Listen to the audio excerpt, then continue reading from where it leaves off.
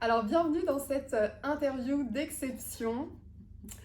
Ici, Marion Allais, donc je suis fondatrice de Aime-toi. J'accompagne mes clients à s'aimer avec plus d'entièreté pour pouvoir se réaliser. Et aujourd'hui, j'ai vraiment le plaisir d'interviewer une femme qui, pour moi, incarne pleinement ce message, notamment dans sa capacité à honorer son entièreté, mais aussi à la mettre au service de ses réalisations et de sa mission. Alors Margot, Ouais. merci beaucoup d'avoir accepté cette interview. Avec plaisir. Est-ce que je peux te présenter comme beaucoup le font? Ouais, vas-y. Parce que moi, j'aime pas me présenter. Donc, c'est bien. J'aime bien. Ça m'évite ça. Bon, bah alors je vais te présenter comme beaucoup le font, c'est-à-dire à l'aune de ton parcours entrepreneurial. Eh bien, tout simplement parce qu'il inspire toute une nouvelle génération d'entrepreneurs, notamment en ligne, et que, il faut le dire, il force le respect. Alors, sans prétendre être exhaustive, tu es notamment coach business et finance, auteur du best-seller Bonjour Richesse, conférencière. Tu es également suivie par plusieurs dizaines de milliers de personnes sur les réseaux sociaux. Tu es à la tête de Klein Fiduciaire et plus largement du groupe Klein. Assez récemment, donc avec ton associée Sabina, vous avez été mises en lumière toutes les deux dans un article du Monde économique suisse qui parle de votre activité de rachat d'entreprise, donc de private equity. Et en plus de tout ça, on pourrait ajouter que tu es tout juste une jeune trentenaire, millionnaire, partie de rien. C'est vrai. C'est mieux présenté que si moi je l'avais fait, donc j'aime bien. J'achète. Bon, bah nickel. Alors aujourd'hui, pourquoi je te propose cette interview? Parce que j'aimerais que tu nous partages quelles sont pour toi les interactions qu'il existe entre amour de soi et business et relation aux autres et business. Donc pour ce faire, je t'ai prévu un petit quiz. Non, c'est vrai. Vas-y, moi j'aime bien les quiz. Je suis chaude. Donc des questions. La première d'entre elles, donc sur le volet plutôt amour de soi. Ouais. Est-ce que tu pourrais nous partager quelles sont là où les parties, là où les traits de caractère que tu as dû, je dis dû parce que c'est pas toujours évident, accepter, apprendre à aimer chez toi depuis le début de ton aventure entrepreneuriale? Ah ouais, alors mais là on peut parler 1000 ans. Hein. les choses que j'ai appris à aimer chez moi depuis que j'ai commencé le business. Ou peut-être les plus challengeantes à aimer si jamais la première question. La première, au début en tout cas, plus maintenant, mais au début c'était mon image, donc ça veut dire faire des vidéos. Ouais, c'était mon image, parler en public, m'exposer publiquement. Ça c'était au début, c'était le plus dur. Ouais. Moi j'ai toujours dit je veux être riche et que personne me connaisse. Ah oui, donc effectivement c'était... Oui, ouais, d'accord. c'est un peu loupé. Du coup, c'était ça en premier, accepter que en fait, j'étais faite pour parler en public, pour parler à un grand nombre de gens, pour diffuser mon message à un grand nombre de gens. Moi, je voulais vraiment être méconnue. Et comment tu as su que tu devais parler en public? Parce que j'ai commencé au tout début, quand j'étais avec mon premier blog sur la route de la forme, donc c'était il y a 1000 ans quoi. J'ai fait mes premières vidéos, mais c'était des vidéos nulles à chier. Hein. C'était nul à chier. Et la qualité, puis je parlais pas parce que c'était trop dur pour moi de parler au début, donc je faisais... Mais horrible. Je mettais une GoPro par terre, je me filmais de dessous, je faisais des exercices d'abdos. C'était spontané quoi. Avec de la musique derrière. Voilà, c'était vraiment bateau on va dire. Et j'ai faisais 1,5 million de vues quoi. Ouais. Donc j'ai fait... Pas sur chaque vidéo, mais... Oui. Non, mais j'avais 50 000 vues sur des vidéos vraiment pourries. Ma vidéo avec 1,5 million de vues, c'est la vidéo des abdos, quoi. Ouais. Ça doit être, je sais pas moi, une de mes 5 premières vidéos. Donc j'étais là, ok. Sur mon blog, j'écrivais des articles, ça marchait énormément. En fait, toutes les actions que je faisais pour m'adresser aux gens, ça fonctionnait en fait. Ok. D'où, effectivement, après tu t'es rendu à l'évidence. Ouais, je me suis dit, bon, il faut... Ouais. Ok. Ça marche quand tu parles aux gens. Oui. Quand j'écris, quand je parle, peu importe, en fait, dès que je m'adresse aux gens, à un grand nombre, ça fonctionne. Ok, trop bien. Voilà. Donc l'image de toi, c'est le premier ça challenge. Ça dur, ouais. Ouais, c'est ça qui... Ouais, tout le temps, tu vois. Okay. C'est souvent ça. Et là, aujourd'hui, c'est pareil, c'est des trucs tout bêtes, mais aujourd'hui, j'adore les voitures de sport ou les voitures un peu de luxe. Et à Montreux, il y a des... car spotter, on appelle, c'est des petits jeunes qui filment les belles voitures, tu vois, ils sont trop mignons. Et par exemple, tu vois, c'est tout con, mais encore maintenant, ils filment la voiture, puis ils me taguent, et puis après il y a des gens qui viennent devant chez moi voir la voiture. Ça, tu vois, ça me... Ok. Je suis pas fan encore, tu vois. Ok. Voilà, donc ça, il y a des petits trucs encore comme ça où... Voilà, tu vois. Ça, c'est un peu... C'est pas ta zone de confort à la base. Voilà, exactement. Mais maintenant ça va, parce que je fais des conférences devant 1000 personnes, c'est bon, mais c'est un travail. Ok. Voilà, c'est ça le truc. D'autres, je sais pas, d'autres traits de caractère, est-ce que, par exemple... Non, je sais que tu as quelque chose qui t'est venu là. Vas-y, non, dis-moi. Ouais. Non, j'allais dire, on parle parfois de ton entièreté. Est-ce que c'est quelque chose que tu as toujours accepté? Ouais, non, ça j'ai toujours été comme ça. Ok, nickel. Que tu été comme ça, ouais, mais donc du coup tu l'as toujours accepté. Non, il y a ma soeur qui ne voit pas la caméra, mais il y a ma soeur, elle peut dire. J'avais 6 ans déjà, j'étais casse-couille comme ça. Bon, casse-couille et qui l'assume et qui l'accepte, du coup ça fait un bon combo. Ouais, non, ça j'ai toujours été. C'est juste que maintenant je suis payée pour dire ça. Avant c'était gratuit, mais non. C'est pas mal. Ça j'ai toujours été. Ok.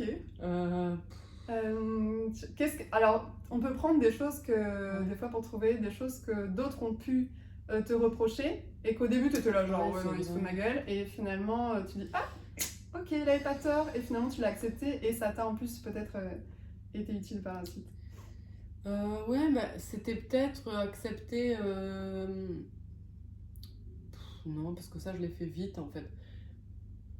Mais j'allais dire accepter, tu vois, de parler crûment, de dire des gros mots, mais ça c'est venu assez vite. Ok.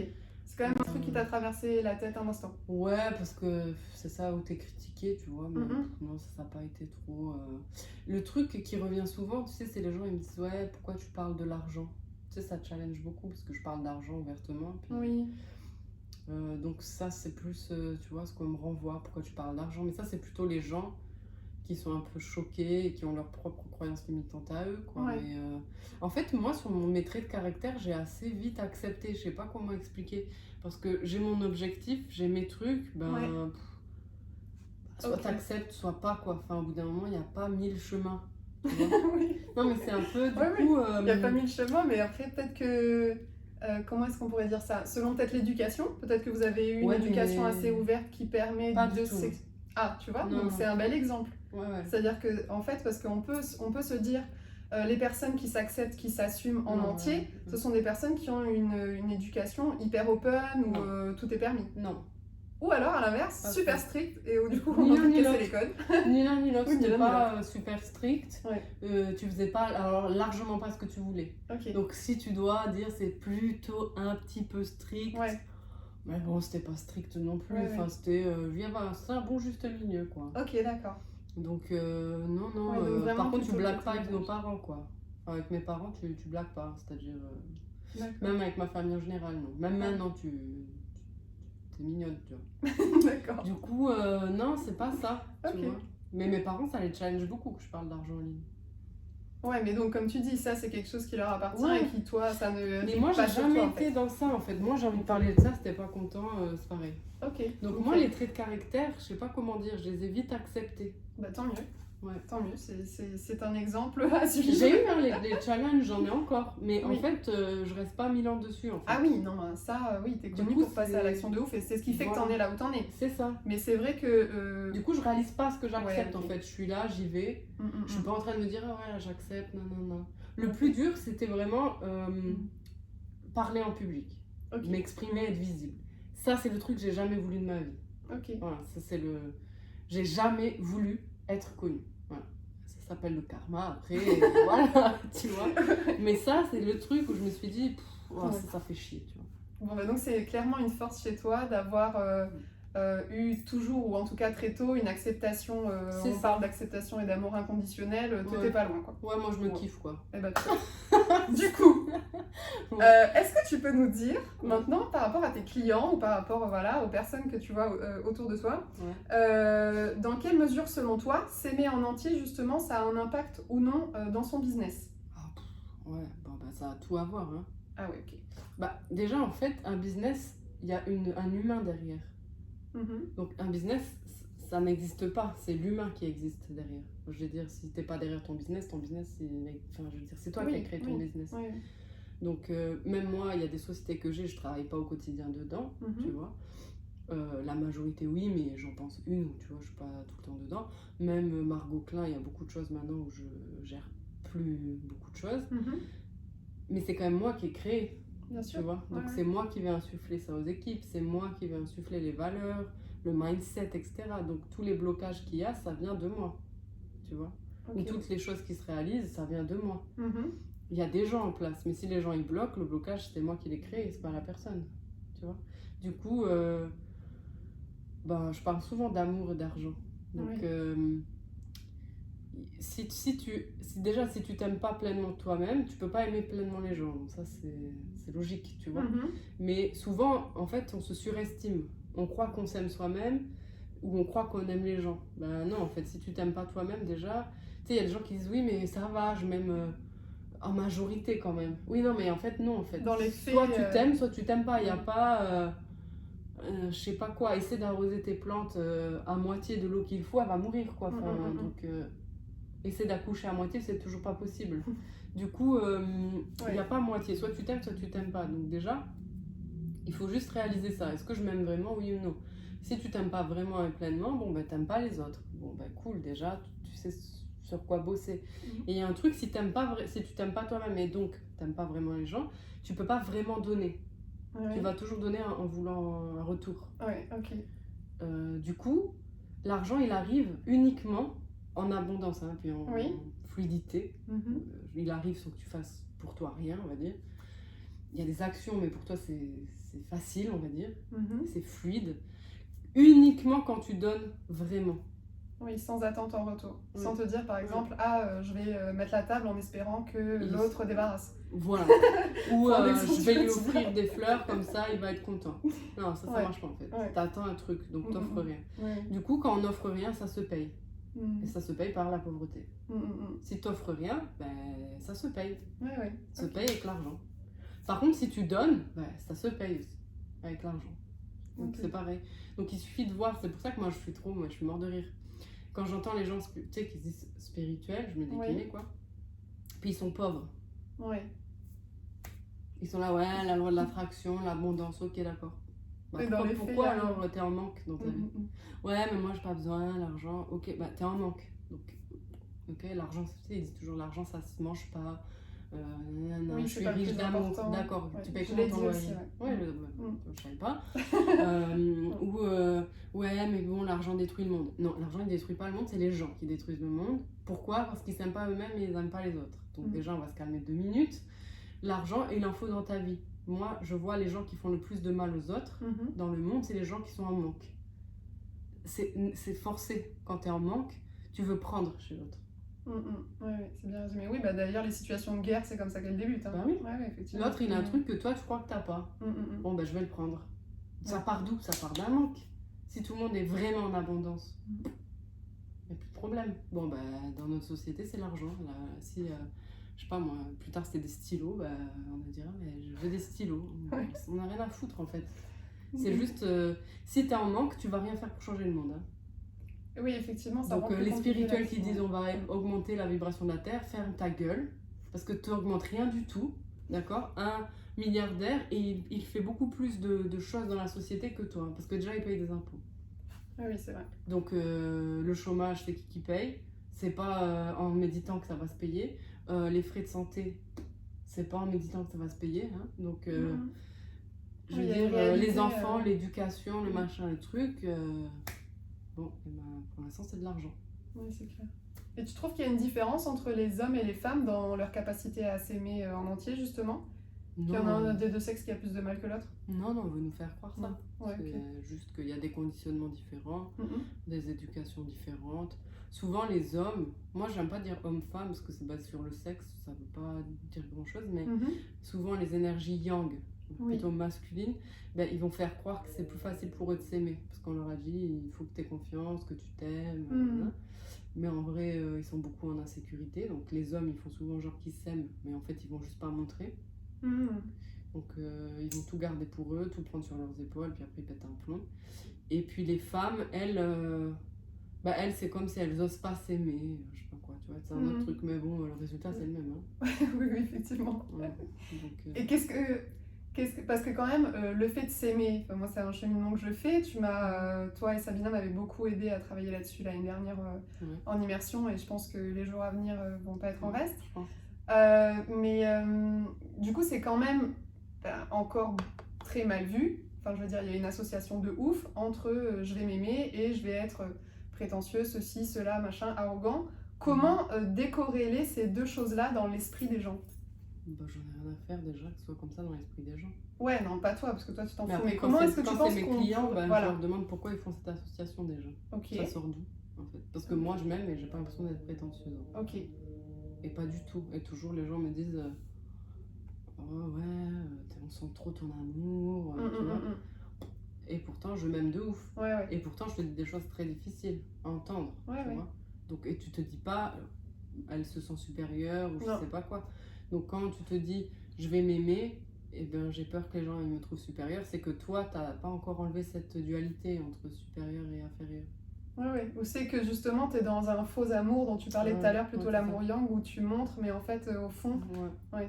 Parce que ce qui est marrant, c'est que t'es la première personne à m'avoir réconcilié avec l'entièreté, parce qu'il y avait justement cette générosité concomitante. Voilà, c'est ça. Et depuis, je rencontre beaucoup de femmes comme ça, Voilà. qui de prime abord, et elles me font aussi ce retour, elles sont touchées quand je leur dis j'aime ton entièreté et généreuse, enfin que j'associe les deux ensemble, parce que souvent on voit l'entièreté que comme quelque chose de très brut, de très dur.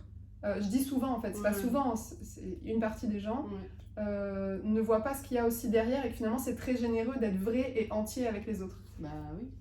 C'est plus facile d'entretenir quelqu'un dans sa médiocrité et puis de lui dire toujours ce qu'il veut entendre. Oui, oui. Si je veux que tu m'aimes, je vais te dire toujours ce que tu veux entendre. Est-ce que ça va t'aider? Non. Ouais. Par contre, si je t'aime vraiment et que je m'aime vraiment, du coup j'ai pas peur que tu me rejettes ou j'ai pas peur de te blesser, je te dis vraiment le vrai truc. Je te dis Marion, là t'abuses, tu fais de la merde. Ouais. Je te kiffe, mais là tu fais de la merde. Donc c'est... Oui.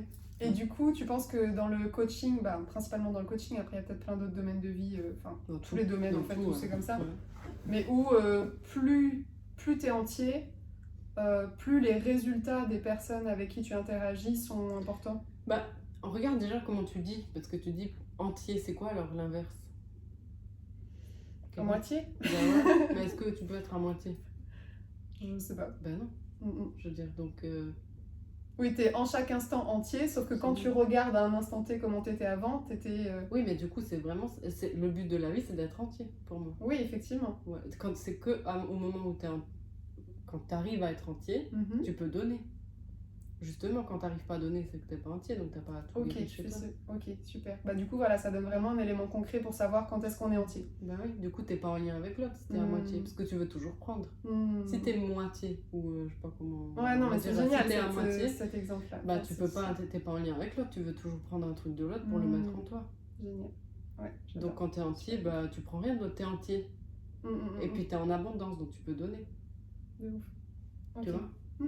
Yes. C'est pareil, si t'es pauvre, t'es en manque d'argent, ben, tu peux pas payer quelqu'un, tu peux pas avoir une femme de ménage, tu peux pas aider les autres à subvenir financièrement à leurs besoins. Oui. Mais par contre, quand t'es en abondance d'argent, tu peux. C'est la même chose en fait. Quand t'es entier, c'est là où tu peux vraiment donner. Quand t'es en abondance d'argent, c'est là où tu peux vraiment donner de l'argent. C'est la même chose en fait. Ok, ouais, mais du coup c'est bien, c'est un outil de lecture différent qui permet de... parce que c'est vrai que tout ça, c'est un peu des concepts, un peu des fois vaporeux. Enfin, même le mot amour, je trouve que des fois, il n'est pas hyper évident à se l'approprier. Donc, de pouvoir le mettre dans quelque chose de concret et juste dire, ok, tu sais donner ou pas, voilà ce que ça dit de toi, de ton état d'avancement. C'est cool. Si tu acceptes tout de toi, même les côtés... Il y a des jours, t'es pas toujours... Moi, je suis pas toujours généreuse. Il y a des jours, j'ai envie de t'éclater la gueule. Ouais, mais donc, est-ce que tu t'acceptes dans ces jours-là? Voilà, il faut juste pas que tu sois sur mon chemin. Sinon, je t'éclate la gueule. Mais je kiffe. Je kiffe, voilà. Est-ce que j'ai envie de vivre tous les jours comme ça? Non. Mais il y a des jours, c'est comme ça. Ou si tu vas venir me faire chier ou attaquer mes sociétés, je t'éclate la gueule. Tu crois que je vais être... Mais je t'aime, mais je t'éclate la gueule. C'est-à-dire, tu m'as fait chier, vas-y, tiens. Ricardo, là, mon associé, attaque. Et voilà. Ça veut pas dire... L'amour, ça veut pas dire, vas-y, marche-moi dessus, la joue, je sais pas c'est quoi, là, tu sais, tends l'autre joue. Non, moi, je tends pas l'autre joue, tu vois. Oui, tu poses tes limites. L'amour, c'est aussi ça, c'est poser tes C'est ça. limites et dire stop C'est ça. ou dire merde. Voilà. Ok. C'est je t'aime, mais loin de moi. Mais c'est ça aussi s'aimer. Parce que si moi je me respecte, il y a des gens, je dis loin de moi. Yes. Si je me respecte pas, je vais essayer. Là, tu rentres dans une position de sauveur. Mm. Allez, s'il te plaît, change. Ok. Change, parce que moi j'ai envie d'être en relation avec toi. Alors, vas-y, change. Non, t'es comme t'es. Je veux pas te changer, juste t'es loin de moi. Ok. Vas-y. C'est ça l'amour. Parce que quand t'es pas dans l'amour, tu veux changer les autres. Ou Mhm. moi, je voudrais me changer quand il y a des jours. Je sais pas, il y a des jours, j'en sais rien, je vais jouer à la play toute la journée, puis je me dis, allez, non, c'est pas bien, il faut travailler. Pourquoi? Non, j'ai envie de jouer à la play, donc je joue à la play. Oui, voilà. T'es dans l'amour tant que tu réponds à tes besoins et que J'accepte tu... ce que je fais, ce que j'ai envie de faire. C'est-à-dire, Mhm. tu suis tes envies, je cherche pas à me changer moi, du coup, je cherche pas à changer l'autre. Mhm. Par contre, c'est mon droit de dire à l'autre, non, en fait, là, j'ai plus envie de relationner avec toi, Mhm. donc non, merci. Et puis moi, si je joue à la play pendant 4 mois non-stop, je vais me dire, Margot, là, j'ai plus trop envie de relationner avec la Margot comme ça, donc tu vois, on va changer. Oui, après là tu rajoutes la partie responsabilité et Voilà. honnêteté où tu vois. regardes les Donc choses en après, il face. faut voir si c'est une envie, une fuite, enfin bref, après ça, on rentre Mhm. dans des trucs différents, mais Ouais. s'aimer, c'est pas tout accepter. Oui, oui, non, c'est clair. Non.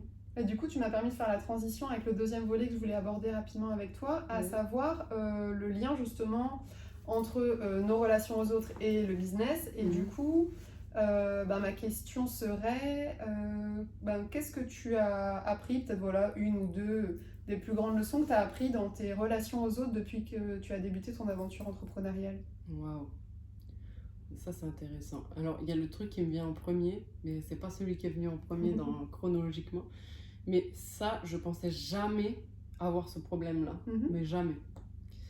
Et c'est incroyable. C'est comment dire, le regard des gens, ou le fantasme plutôt, je sais pas comment dire ça, ou l'illusion des gens, et que les gens projettent sur toi quand ils savent que tu as de l'argent. C'est-à-dire que la richesse, en fait. D'accord. Donc les gens, ils savent que moi, je ne me considère pas spécialement riche, hein, parce que pour moi, je suis pauvre par rapport à là où je veux aller. Oui. Mais par rapport à une moyenne, je suis riche. Donc c'est toujours pareil, hein, tu mets une moyenne. Donc, puis en Suisse, je suis pauvre. Hein. J'avoue que quand on voit les voitures qui y a en bas de l'hôtel. En Suisse, la Bentley, c'est une Clio, quoi. Donc si tu veux, bon... en Suisse, je suis lambda. Ouais. Non, mais c'est toujours par rapport à quelque chose. Ouais. C'est ça, donc, tu vois. Mais dans la tête des gens ou dans la vision des gens, je suis riche pour eux. Oui. D'accord? Supérieur à la moyenne, quoi. Je sais pas comment dire. Bon, et ben, ils pètent des plombs. C'est-à-dire les gens qui se mettent en relation avec toi, ça, en fait, je sais pas comment dire, mais t'attires des gens qui... ils se disent t'es riche, donc qui veulent profiter, qui veulent ton argent. Ah, d'accord. Voilà. Oui, ok, qui veulent profiter. Donc, ouais, mais ça crée beaucoup de problèmes. Tous mes problèmes aujourd'hui, ça doit être ça. D'accord. Et donc, du tout coup, le temps. Ah oui, donc du coup, tu es encore dedans. Donc, on pourrait pas dire que tu as tiré un apprentissage de ça. Ah enfin, si, je tirais des apprentissages. Ouais. Je me protège beaucoup plus. Ok. J'ai viré énormément de gens de ma vie, D'accord. etc. Mais c'est incroyable, en fait. Ouais, ok. Donc que ce soit businessment parlant, tu vois, que ce soit... Il y a quand même quelqu'un en business qui m'a dit là, bon bah t'as de l'argent, c'est bon, tu peux me donner. Donc je sais pas, moi, c'est comme si tu me dis, bah Margot, t'as de l'argent, c'est bon, tu peux me payer mon hôtel. Quel rapport en fait? On peut... Voilà, donc ça, tous les problèmes que j'ai, allez, on va dire les 2 dernières années, parce que j'ai fait un bond quand même. Quand je suis arrivée en Suisse, tu vois, boum, il y a eu un énorme bond dans mon business, du coup, ça suit avec l'argent. Et c'est incroyable en fait. Les gens, moi, ils pensent que je suis une banque sur pattes. Ok. Donc c'est très compliqué. Ok. Et on n'est pas préparé. Enfin, moi en tout cas, je viens pas d'une famille riche. Je pense que si tu viens d'une famille riche, t'es préparé. T'es protégé. Déjà, tu vas pas, tu vois, tu grandis protégé. Ouais. Mais moi, je suis venue d'une famille pauvre, donc tu sais pas que ça arrive. Enfin, je veux dire, c'était trop loin de moi. Tu vois. Du coup, je découvre ça. Du coup, je comprends que les riches ils se protègent, qu'ils n'aient pas d'amis qui traînent qu'entre riches. Tu vois, moi au début j'étais là, pourquoi les riches ils traînent qu'entre riches? Ils ont un souci quoi. Enfin, je veux dire, on est tous des humains, tu vois.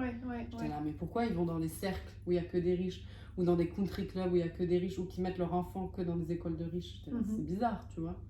Alors maintenant j'ai compris. D'accord. Tu l'as vécu et le jugement à fond. Tout le temps, jugement à fond, jugement à fond, jugement à fond. Les gens ils pensent que t'as pas de problème, que tu peux leur donner de l'argent à tout moment. T'es une banque en fait. C'est-à-dire que t'es une banque, t'as pas d'émotion, tu sers juste à donner de l'argent. C'est ça. Donc il y a une déresponsabilisation de leur part dès qu'ils sont en contact de quelqu'un avec beaucoup d'argent. Et puis il y a une diabolisation, qu'ils le disent ou pas. Diabolisation sur de moi, quoi? Enfin sur la personne qui a de l'argent. D'accord, ok. Donc ça c'est le truc numéro 1 que j'ai appris. Donc, et que du coup, en fait, ça c'est des différences de vibration. Oui, tu veux dire qu'après, il y a toujours des exceptions à la règle, mais que ça dépend de toi, ton ressenti. Non, ça veut dire qu'il y a des gens, en fait, que beaucoup sont dans le manque. Que c'est rare les gens qui sont pas dans le manque. Et je parle pas que de l'argent. Oui, d'accord. Qui sont pas en manque de quelque chose. Ok. Du coup, comme moi, je suis en manque de rien, j'attire des gens qui veulent prendre. C'est normal. D'accord. Pour leur montrer que c'est à eux de faire le taf et pas à toi de combler. Et que moi, pour tester moi si je suis pas dans le sauveur. Ok. Ah ouais, t'es sûre Margot, t'as bien évolué? C'est normal. Eux, ils ont leur test, moi j'ai mon test aussi. Oui, d'accord. Parce que du coup, au début, enfin je dis au début, mais peut-être encore récemment, justement, toi, dans ta façon d'être, dans ton rapport à l'autre, t'étais plutôt dans cet archétype-là, on va dire? Du sauveur? Ouais, parmi les trois. C'est dans les trois, c'est celui dans lequel je tombe le plus. Encore maintenant, il faut que je sois très attentive. Et qu'est-ce que tu pourrais donner comme tips concrets pour voir quand est-ce qu'on est dedans ou pas? Quand tu veux changer la personne. Ok, c'est cool, c'est concret. Après, c'est quand tu veux changer la personne. Ok, nickel. C'est tout. Donc des fois, vaut mieux, par exemple, quelqu'un qui est dans une situation de merde, vaut mieux le laisser dans la merde si t'as vraiment des dettes. Exactement, tu lui rendras un meilleur service. Bon. Vraiment. J'ai pas de doute. C'est juste que c'est dur de voir quelqu'un qui s'enterre, alors que toi, tu vois comment il pourrait changer. C'est horrible. Mais tu peux lui dire, ça changera rien. Oui, parce si lui, il n'a pas pris la décision, il va s'enterrer. Après, si tu restes, tu t'enterres avec lui, c'est toi qui choisis. Ça me parle. Voilà. Donc, il faut couper. C'est le plus grand cadeau que tu peux faire aux gens. Et c'est ta responsabilité en plus si la personne elle continue à s'enterrer devant toi parce que toi tu continues à regarder et à vouloir sauver. Ok. Donc elle se déresponsabilise et puis toi tu te surresponsabilises. Ok, super. Est-ce que pour finir cette interview, tu aurais envie de juste dire quelque chose? Est-ce que tu as une phrase qui te vient, une pensée? Mais pas du tout, tout le monde me dit ça à chaque fois. Mais parce que tu es super philosophe, tu te rends pas compte. Mais tu fais des propos super philosophiques. Sauf quand tu jures, mais... Margot philosophe. Alors, non, je sais pas, moi j'ai un mot pour la fin. Un mot pour la fin. Allez, avec le micro, c'est ramené. Je te jure, on me dit toujours un mot pour la fin, je sais pas moi le mot pour la fin. Acheter mon livre. Ah voilà, il y a eu quelque chose. C'est parfait, c'est l'essentiel. Acheter Bonjour Richesse. Voilà, donc acheter Bonjour Richesse, ce sera l'occasion pour vous de découvrir un peu plus de ton parcours, mais aussi de venir éclairer ceux qui en ont besoin grâce à ton ouvrage. C'est un bon début. Super, écoutez, l'interview touche à sa fin. Merci beaucoup Margot pour ton temps, avec plaisir. pour ton authenticité, ton entièreté et voilà, merci tout simplement. Avec plaisir.